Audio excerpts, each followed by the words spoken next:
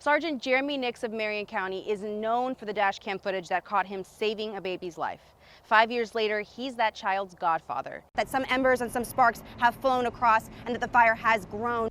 Rhonda Williams is one tough woman. She says she got out of her car and started walking towards the front entrance at this Walmart. A teenager and his friend, she says, then grabbed her purse right off her shoulder and shoved her to the ground. But she says she found her belongings pretty quickly thanks to an app on her phone. I spoke with a mother who actually just brought this sign out here. It says, "Dear Jax leaders, stop the silence, end gun violence." What would you do for the perfect selfie?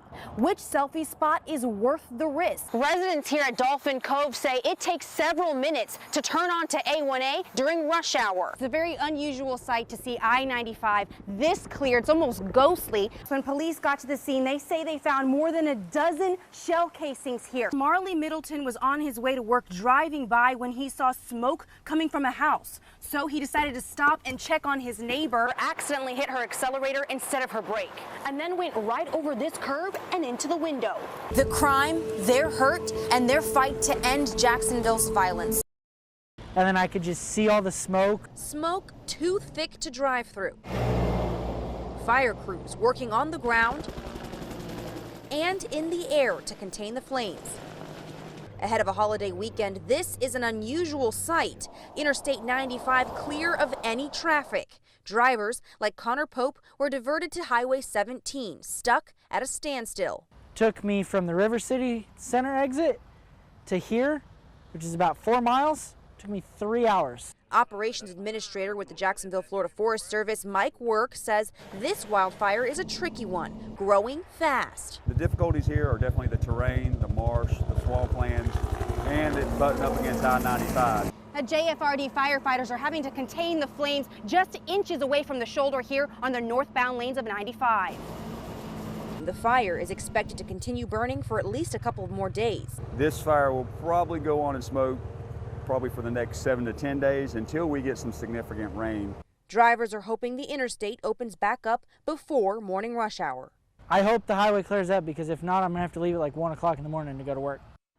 Now, the fire is currently about 30% contained. Fire crews say they'll be out there throughout the night, and JSO just told us that these closures could last the next 24 hours. Now, that really could put a damper on Memorial Day weekend plans. We're tired of turning on the news and seeing his face, turning on Netflix. There's a documentary. Lisa Little says she is fed up, and she wants nothing to do with the Sundance movie starring Zac Efron.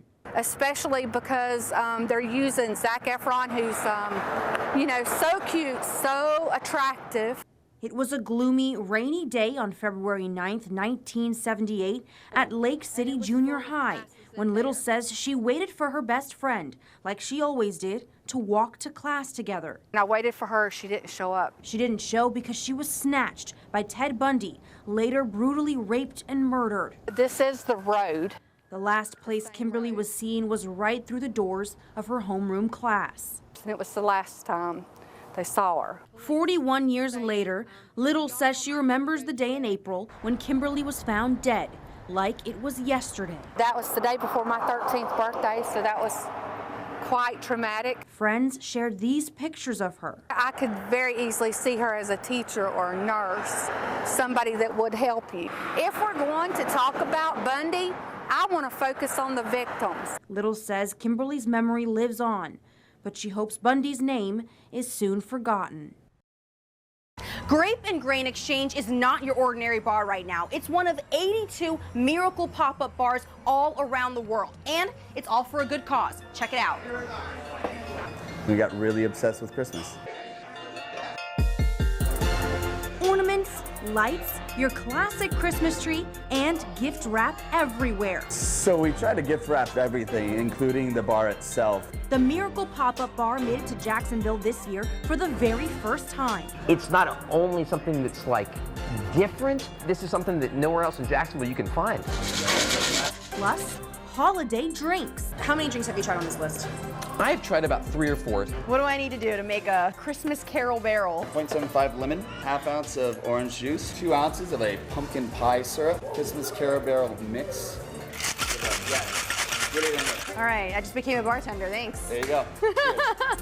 It all started at a bar in New York 4 years ago, and some of the proceeds go to Action Against Hunger. Miracle themselves donate 10% of the retail purchases of the mugs that we offer here in the store. It all fits right into San Marcos Square's holiday field.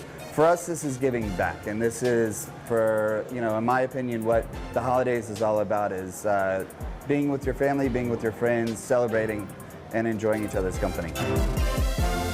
It's here until December 31st, so you have until 2019 to try 12 Christmas-themed drinks. In San Marco, Crystal Bailey, First Coast News, on your side.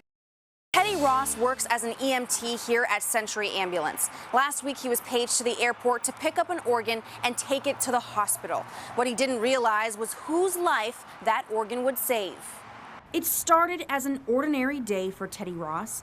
He had no idea he would be giving someone the gift of life when he got the call to the airport. Maybe 4 or 5 physicians climb off, and 2 of them holding a cooler. And in my head, I was like, a heart? He drove the ambulance to Mayo Clinic and dropped off the heart, then called his mom. When he got to Mayo, it dawned on him that he was delivering his uncle's heart. I can't believe what I just did, I just transported my uncle's heart.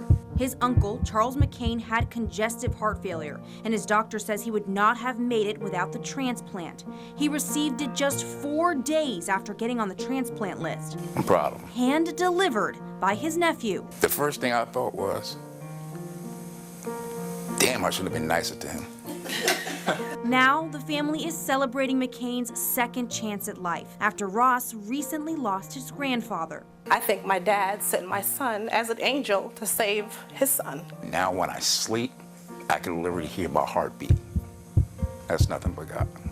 It's a pretty remarkable situation. I think, there's a lot of divine intervention. His doctor says he's recovering quickly. This is just the way I've seen how God works. He put people in your life and put people in positions to have a testimony.